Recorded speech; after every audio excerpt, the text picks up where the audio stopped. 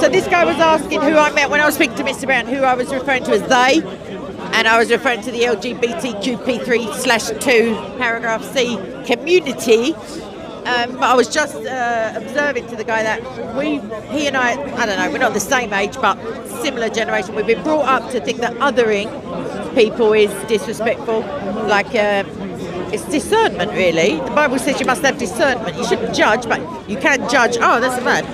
Oh, that's a lady. But I just needed that for clarification. Yes, for sure. I didn't have any false assumption Yeah. about exactly what it is, or I didn't have any sensitivity. And that's because I was not part of the conversation from the inception. That's the reason. That's who we were referring to as the them. Yeah. But I feel like that's one of their pronouns, maybe some of them. It's one of them they, in a wider context. The wider context is lunacy. Yeah. That's the wider context. Not reality is the wider. But what I was thinking, I mean, you raised some very interesting points, but I think there was a missing link to your analysis. Which one? The missing link is that there's a global agenda. For sure. We covered that briefly. The global agenda stems from the powers, the global powers. And this global agenda seeks to destroy the traditional values, religious, historical, Abrahamic structure of family life. And one of the methods they're doing that is through education, economics, as well as sexualization.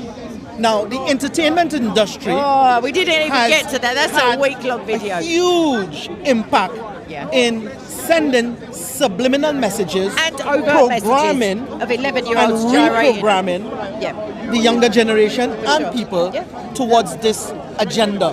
Now, this agenda is hugely paganistic.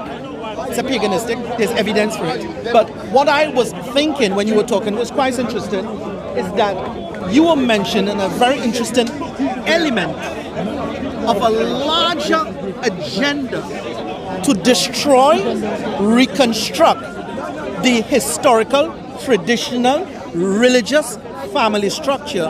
And the way they do that is, number one, is the gender equality, the gender prior to that, superiority. just denigration. Just the other means of doing that is through the re-education of children around the sexuality. Compulsory. The entertainment industry has a contribution to it. But this hugely, in a global sense, is the global powers that be. Now they're more overt than previously. Now they stand on it. They don't even mind people knowing that is their agenda. You know? But I think if people choose not to listen to yourselves and other clear signals and very explicit messages and reprogramming, what they will experience is a complete destruction of the nuclear family, the traditional family, the religious family. And when the family is destroyed, they will want to know how we end up here. And that is because they probably ignore voices like your voices. But I think what your contribution is an element towards a puzzle that the bigger picture, there is a constructed political, economical, global agenda to destroy the religious, traditional, well, it's historical basically, if you think life. of it this way, in terms of Christianity or Judaism or the Bible, let's say, one of the first things that God says within, I think, Genesis 1 or 2, let us make man in our image, and God made man, male and female, he created them. And literally, they're starting at the beginning, working their way through, so they're attacking the idea that there is such a thing as a man, or there is such a thing as a woman. And what I find so often is that when I see interviews or YouTube clips of people just refusing to answer, they say, oh, it's anyone who thinks they're a woman, anyone who believes they're, anyone who feels like a woman. But no one ever pushes them to say, well, okay, this former man feels like a woman. What does that feel like? How does he know what a woman is to feel like a woman if no one can say what is a woman? It's so easy. It's an adult human female. That's it. It's no rocket science involved. It's like a former little girl who's had a lot of time to get bigger. That's a woman. That's it. There is no just tuck your genitals. And it's just not. You might, actually, gender, you could identify as a different gender, but like your sex, like hormonally, you will always be what you were above, and you weren't assigned it above. I've heard medical professionals or psychological professionals saying that sex or gender, is assigned at birth. I.e., like you have a look and you go, oh, that's why we're saying it's not the it's just it can't be assigned. It's a fact of science. So, on the one hand, science is God when it comes to climate change and when it comes to I don't know, any other nonsense you want to pull out of your hat. But all of a sudden, special place is given to gender theory and queer studies and all of that, whereby now science is irrelevant. It's all about how you feel. And depends on what type of science, because the faith communities do acknowledge science as defined as the observation of natural law. But science has to be replicable and observable, has to be replicated. Now, the other side of science is a whole bunch of belief system and assumptions that is designed and strategically used to undermine and alter nature.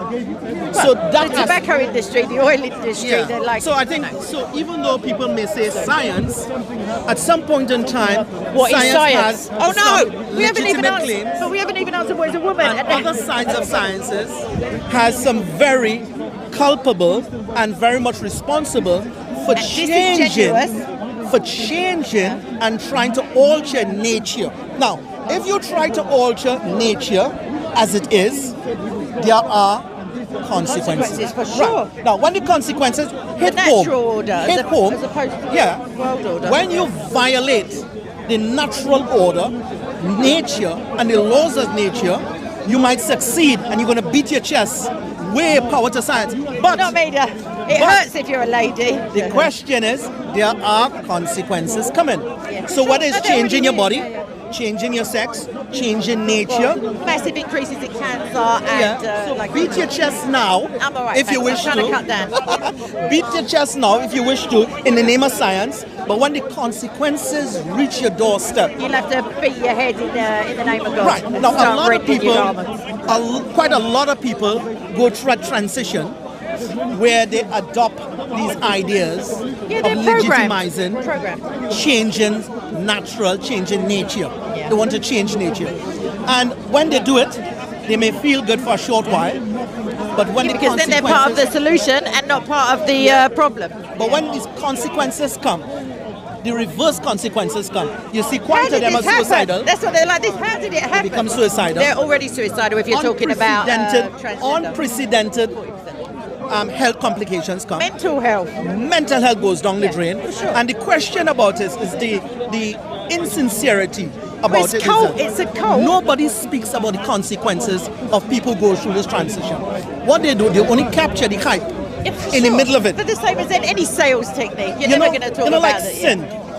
They say sin is a short-term pleasure with long-term consequences.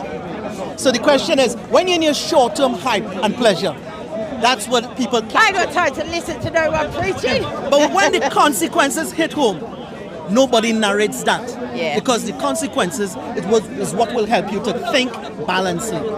But I don't want to talk too much, but I just wanted to say that your voices you're raising is very important.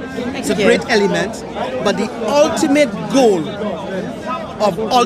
of this agenda, this global agenda, is to destroy